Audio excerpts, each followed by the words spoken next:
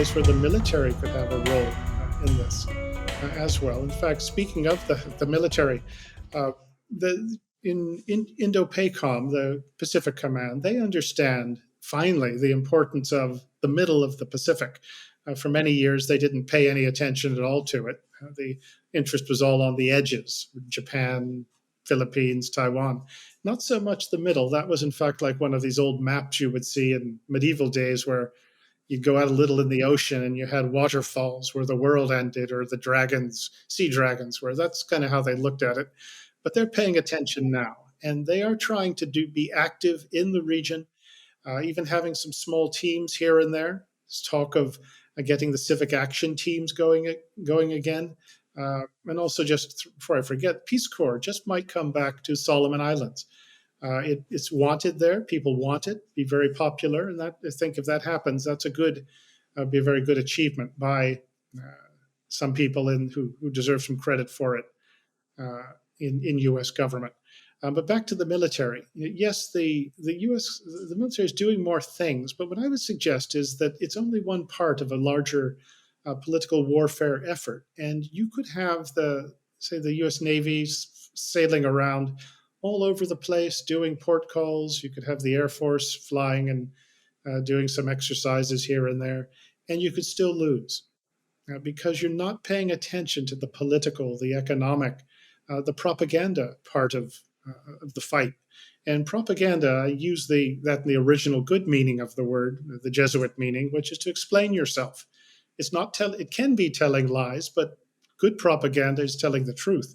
But you do have to make the effort to explain yourself. So there's this combination of activities that need to take place, and the military is just one part of it. So you could just you could get the military part right, and you could still lose because that president of the local representative of the Chinese timber mining company, who's always on the ground, uh, spreading money around, I would suggest he has more influence than the commander of U.S. Indo-PACOM in most cases. But you've got to be there all the time, and if you're not there, you're not interested.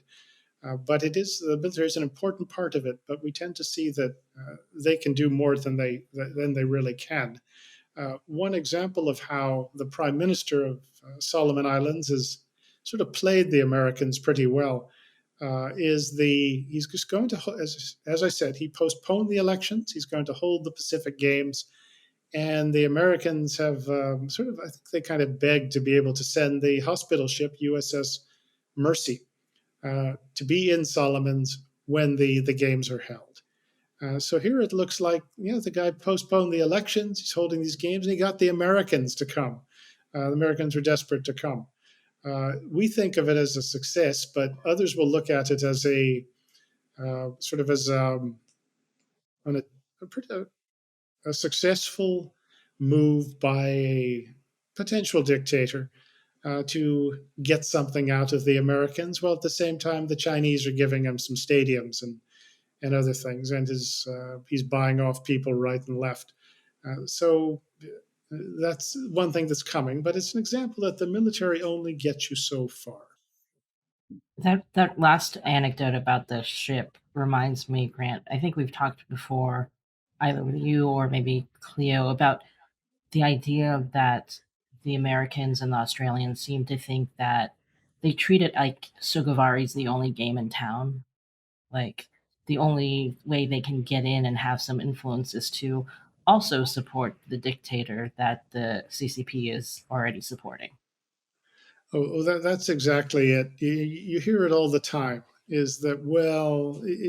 He's not perfect, but what else are we going to do? And if we try to sort of assert ourselves, well, it'll just make things worse. Uh, you don't want to get him mad, and that's crazy. And you see this a lot. Is that in all of these places that get taken over by a sort of a dictator, that there's always an opposition. There's always a lot of people who don't want it, but they don't get the attention they deserve. And I've actually heard what you just mentioned, as one of the reasons for not exposing the corruption that this guy has been involved in for a long, long time. And the Australians know about it, and they have the details. but they, for whatever reason, don't want to do it because it'll cause trouble, uh, whatever. And you hear this all the time, and it's something that we need to get over. And if we don't, we can't expect to prevail. We'll be lucky if we do. But it's such an easy thing to go after. The US doesn't exactly have a great track record when it comes to regime change, right? So, what's the difference between many of the US's failed attempts in whether it's the Middle East or in Latin America, and supporting an opposition party in the Solomon Islands? Good question. I think, and it's probably worth a few shows actually, because it's a complicated thing, but it's something where I think we don't pay enough attention to the importance of uh, accountability in a regime, in a government. That we tend to think and we also tend to think that there's not enough. There's no real option to it. At least he provides stability. If we do something, we might have bigger problems, et cetera, et cetera. But a lot of it does come down to not giving enough attention, enough support to the people who don't want, the people who want consensual government, who want the freedoms that we take for granted. Give them support, and also make life miserable for the people who are going after those people, the ones who are trying to take over. So you can make life plenty miserable for them. So that once again, all their money disappears. They get presented with unexplained wealth orders. There are no visas, no residence cards for their relatives. The only place they can go visit is maybe North Korea or Iran. But we don't make life difficult for the guys who are trying to strangle sort of honest, consensual government. And a lot of this goes back to that corruption that I talked to. Corruption is one thing, but also it's the use of money, uh, and corrupt activities to build political support and to keep it.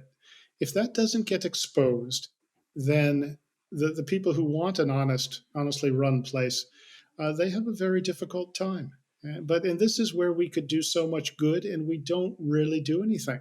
Ironically, a couple of years ago, I think it was Team Biden announced something called the Corruption Initiative or Anti-Corruption Initiative, and this was going to be a sort of a new assault on corruption around the world, and this is going to be a real centerpiece of foreign policy. Well, you haven't heard much of it, but and you kind of knew at the time it was announced it was going to be a handsome press conference, but that's about it. And I'll bet most people don't even remember hearing about it. Well, I noticed it, but you do have to go after that sort of thing. Make life very difficult for people who are going to try and, as I said, snuff out freedom. And of course, there's inconsistency is a permanent part of foreign affairs and probably always has been since caveman days, I should imagine. So you are going to find circumstances where you have a choice between a not so good guy and a really much, much worse guy. And that is part of the game. But there are places where you can do a lot of good. And you don't have to make those difficult choices, but you have to stand up and make it very clear what side you're on and what sort of behavior that you will accept. And as I said, there has to be some downside risk to the corrupt thugs who want to run things. One sort of advantage of being a little older now is that you actually have been around long enough to see some things that look pretty familiar. And what's going on in Solomon Islands actually reminds me of when Robert Mugabe was able to really get his fingers around the Zimbabwe's throat and take over the whole thing, get complete control of it after Zimbabwe became independent in 1980. But you're seeing it's very similar. And I'll point that, let me describe that, is Mugabe, he got he sort of subverted the courts. Then he got the police completely under his control. He made sure that every election was never free or fair and that he won all the elections. He intimidated the press so they could do nothing. Uh, he got, ironically, the Chinese to come in and build stadiums and do other things, got the North Koreans to. And he was also incredibly corrupt. And his wife, Sally, was even worse. And this was all, and here's where, and there was always the use of violence, the actual use of violence, the threat of violence to stifle the opposition and kill it if necessary. And you saw that, but you also saw in Zimbabwe's case, it was the British who let him get away with it. Because they didn't want to make him mad. It could only be worse. And if they challenged Mugabe, you don't want to make him mad. There was even a belief. Well, he was taught by Jesuits at his rural school, so he's kind of a Christian, which is something you also hear about the Prime Minister of Solomon Islands, who's a Seventh Day Adventist. Oh, he's a Christian, so we don't really worry about it. But also, I said the British let this happen as this throttling, stilettoing of consensual government, democracy, freedom took place in Zimbabwe. And the British even said, well, don't worry about it. We can control him. We know enough about him. And he has allowed us to have our military advisory team there. Yes, he's let the North Koreans in to train his army, but we're there too, so we can keep an eye on things. So don't worry about it.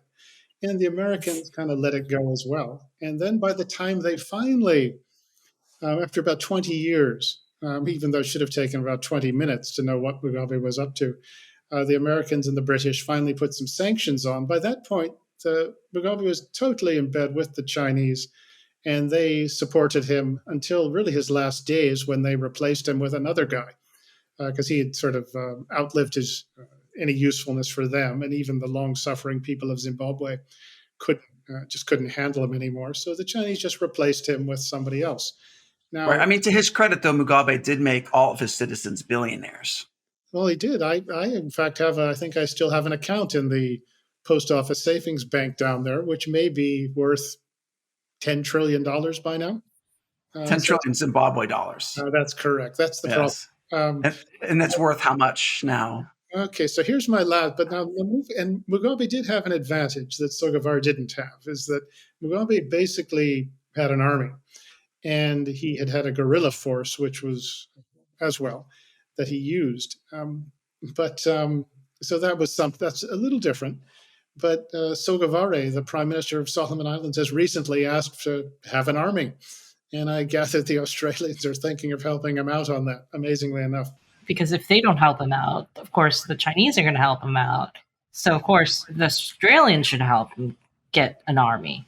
Yeah, just as Mugabe used the North Koreans and used the British, well, it looks kind of similar that he just might use the Australians and the Chinese to do it in Solomon Islands. But back to this very long-winded comparison, but I've laid out how Mugabe got control of every lever of power and influence and used violence to just turn it into a one-party state run by him. And you see something similar, here in Solomon Islands. Well, elections are pretty dicey now. Was able to get the parliament to change the constitution, so you don't have to have elections on schedule. Well, if you can change them once, you can probably change them again. There's some concern that the courts are being influenced. The press is under pressure, as I mentioned. The police as well. That's iffy now. The Chinese are all over the place, and once again, building stadiums, etc. He says he wants a military as well. And then the corruption that is part and parcel of this, that is known. Everybody knows it. I mean, even, just the few minutes I was in Solomon's, people would say, well, he has this many houses and his wife has this and that, and everybody knows it. And yet the countries that could do something about it don't do anything about it. And you hear, once again, these sort of excuses for it all. And in a sense, well, we can control it. It would just be worse if we do anything. So let's not do anything. And meanwhile, the sides that will play rougher, the Chinese have the advantage, as does the dictator. But it's something you say you see the similarities, and you can watch. You know what's going to happen if this isn't stopped. And the opposition needs support and attention. There was always a real opposition to Mugabe, at least at the beginning. And it never got the attention it deserved. The idea is, well, this is the best that these people can do. Well, it wasn't the best they can do, but they paid for that sort of Western condescension with 37 years of misery that's still going on.